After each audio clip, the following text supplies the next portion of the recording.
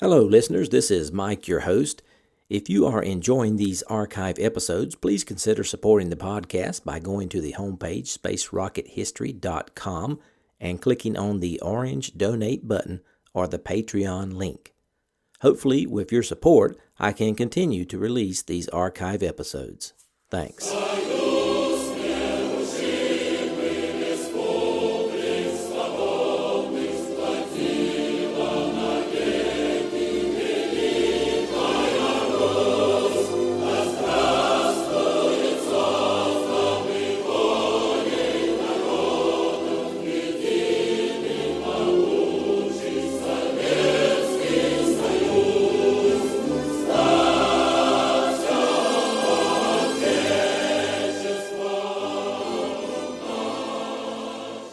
Hello and welcome. This is Michael Annis, and you're listening to episode 158 of the Space Rocket History Podcast.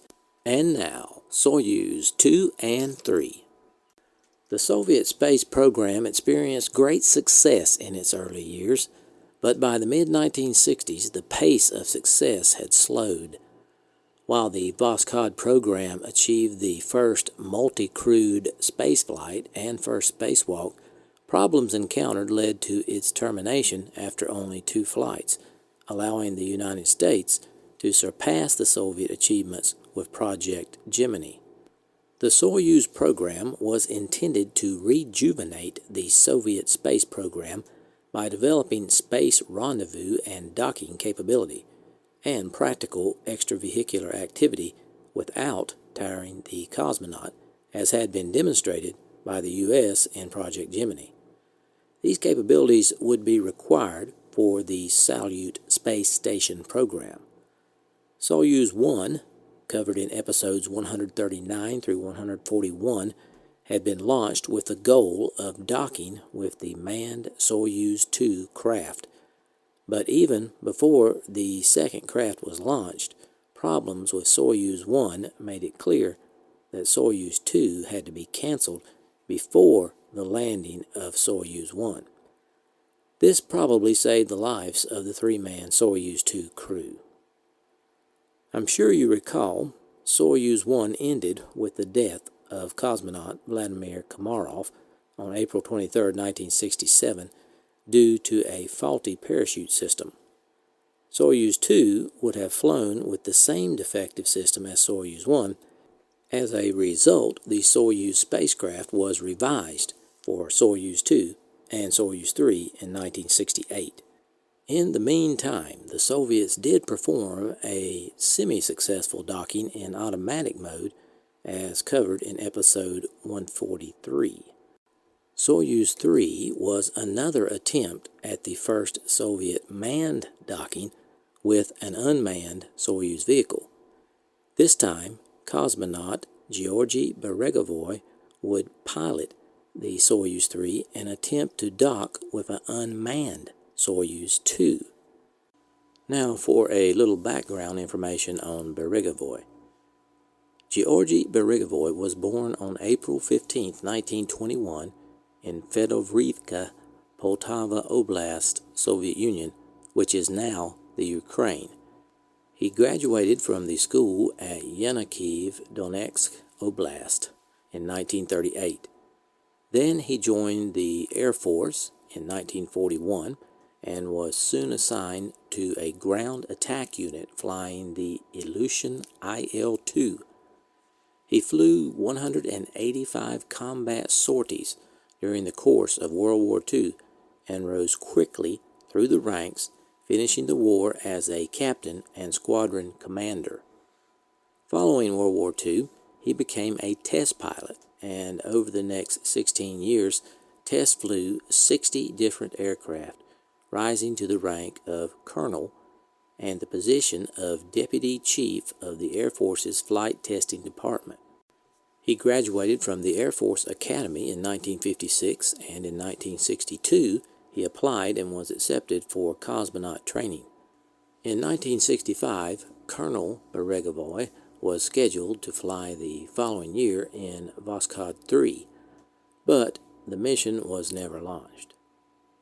On October 25, 1968, Beregovoy became the oldest man to go to orbit at the time of his flight, since he was born 3 months and 3 days earlier than the second earliest born man in orbit, John Glenn, but later than the X-15 pilot, Joe Walker, who made 2 or 3, according to the United States Air Force definition, suborbital space flights. Beregevoy was 47 years of age at the time of his flight. Beregevoy's backup was Vladimir Shatalov. Shatalov was born on August 12, 1927, in Petropavlovsk, Kakistan Oblast.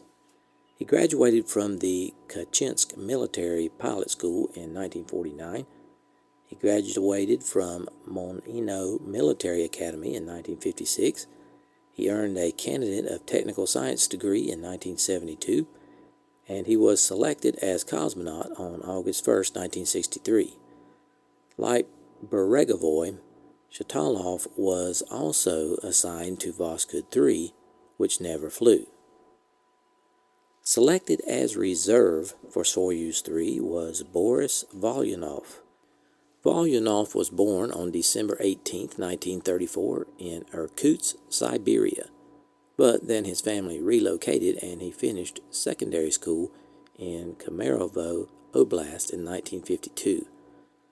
The next year he completed basic pilot training in Pavlodar, Kakistan, and in 1955 graduated from an aviation school in Novosibirsk.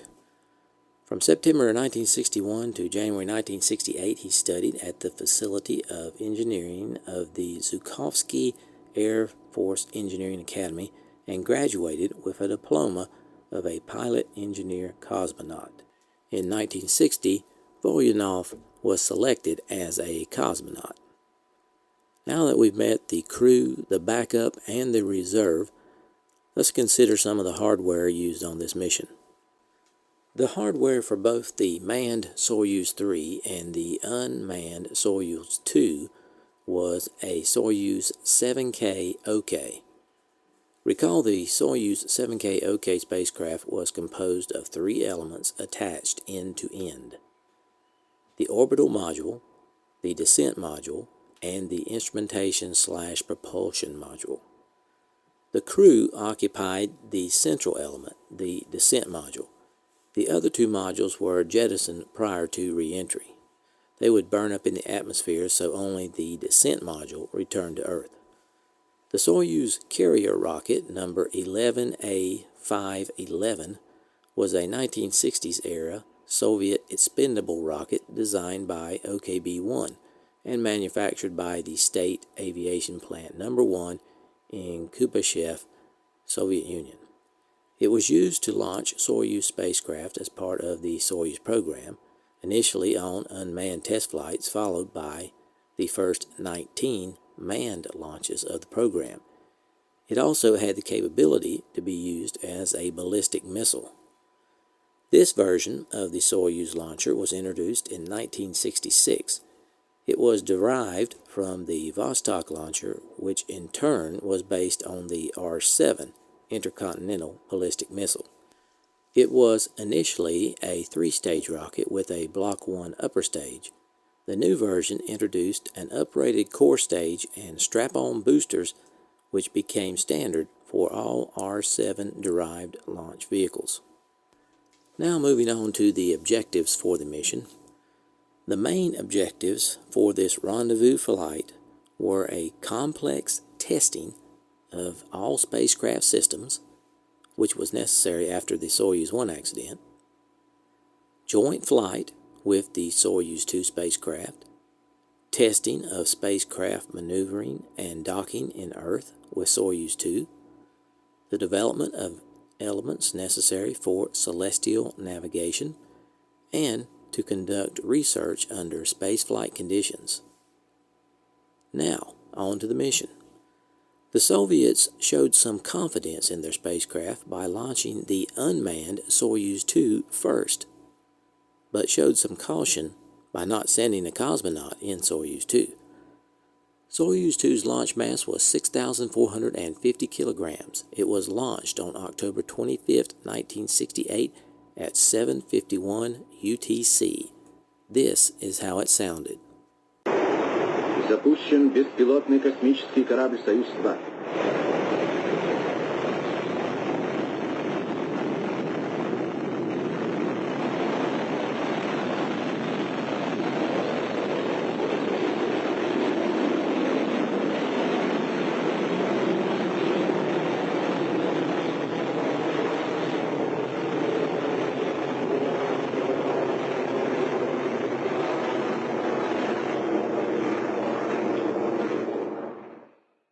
Soyuz 2 was inserted into an orbit of 191 kilometers perigee and 229 kilometers apogee. There it stayed as the unmanned passive vehicle waiting to rendezvous with Soyuz 3. The following day, October 26, 1968 at 8:34 Universal Time, Soyuz 3 was launched from the Baikonur Cosmodrome. Here is how it sounded. Start!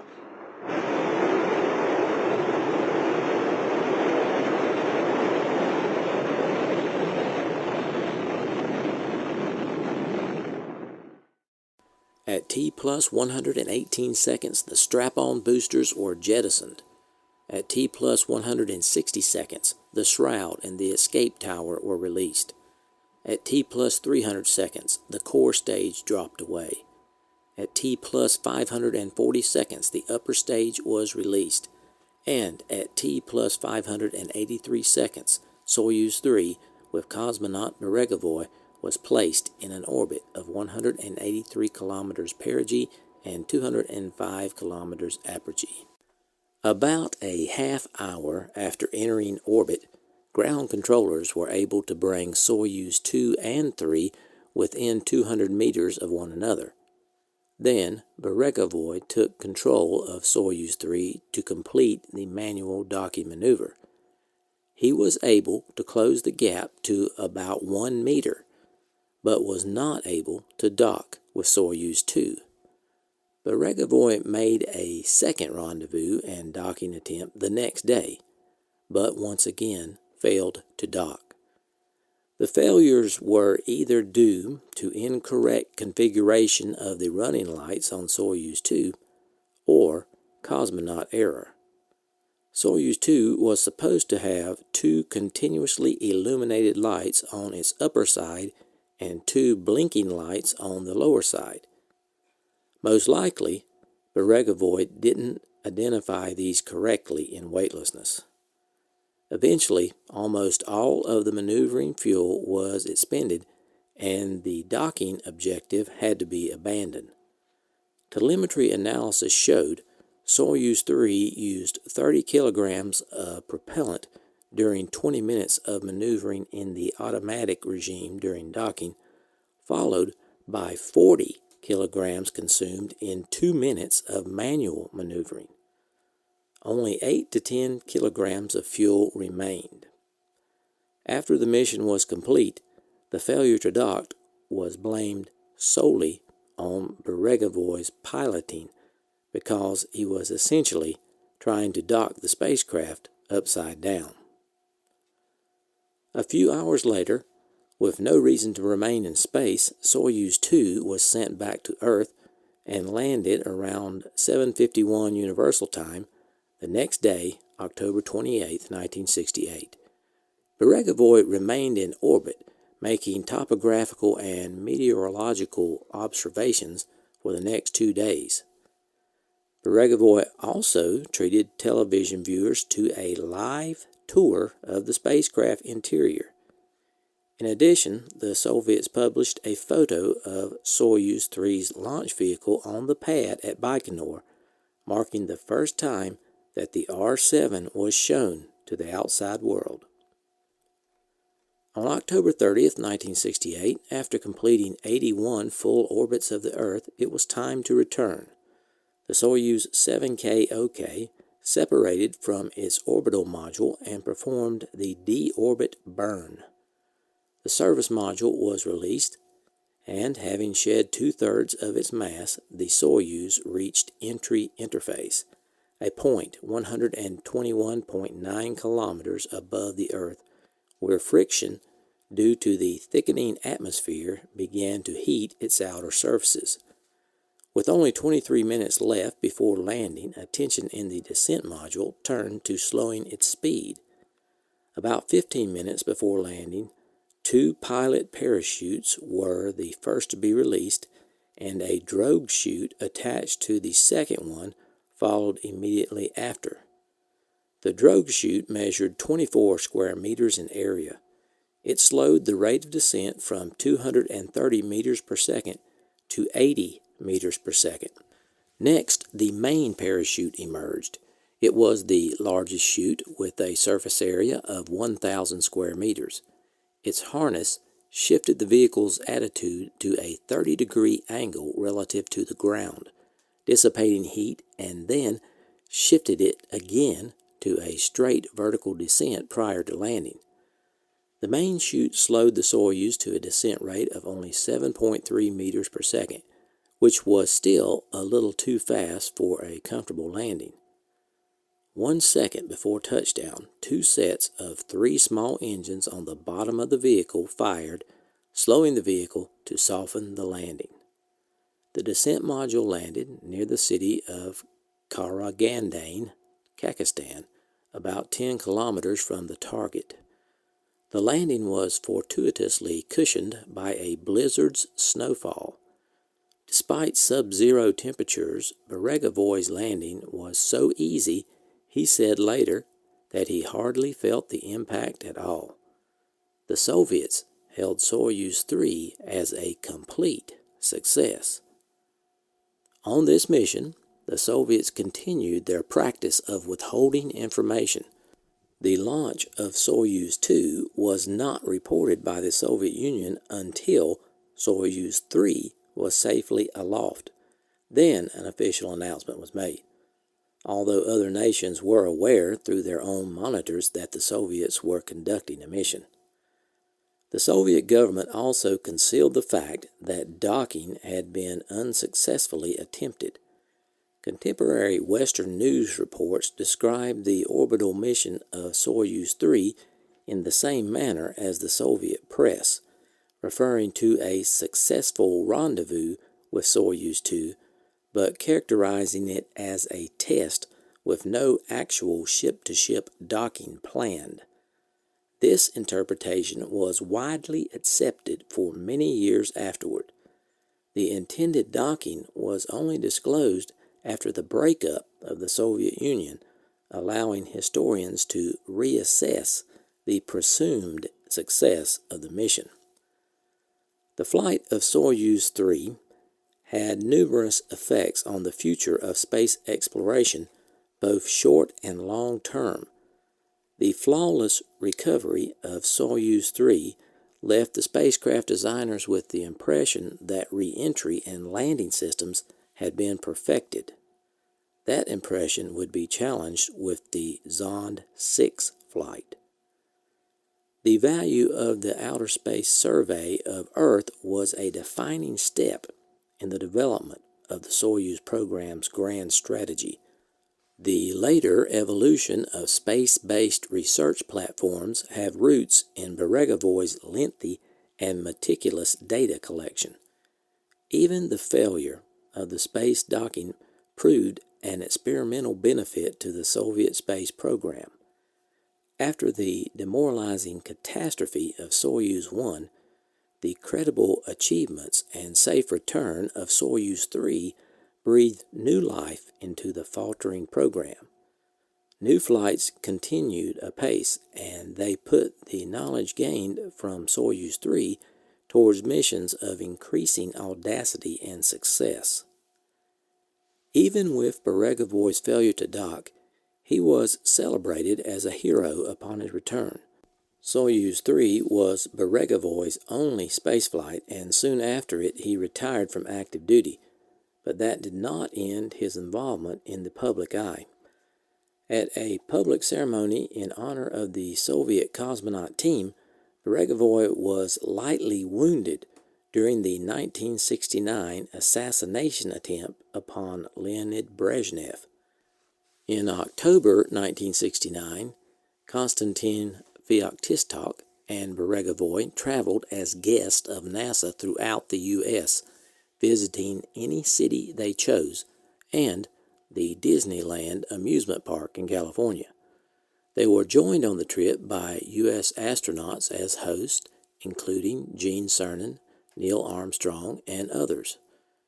Kirk Douglas and others hosted receptions for them in Hollywood, and almost every place they went, when accompanied by Gene Cernan, if a band was present, they played the song "Fly Me to the Moon."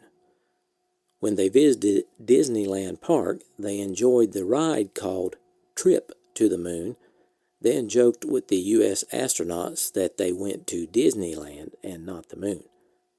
It was a trip that all enjoyed, and international friendships were made. During their visit, they were protected by special agents of the U.S. State Department by request of NASA. After returning from his tour, Beregevoy took up a position at the Center for Cosmonaut Training, and in 1972, he was made director of that facility. In 1983, he was a consultant for the film Our Century, and eventually he became a member of the Soviet Parliament representing the Donbass region of the Ukraine, SSR. In this capacity, he reportedly helped Viktor Yanukovych to start a new life, getting his 2 criminal convictions expunged from the court records. Many years later, Yanukovych became prime minister and then president of the modern independent Ukraine. On June 30th, 1995, Beregevoy died during heart surgery and was buried in the Novodevichy Cemetery in Moscow. Beregevoy was awarded the title of Hero of the Soviet Union twice, first time on October 26, 1944, for his military service during World War II, and the second time for his spaceflight. He was the only Soviet cosmonaut who undertook the spaceflight while already being a hero of the Soviet Union for a previous achievement unrelated to space travel.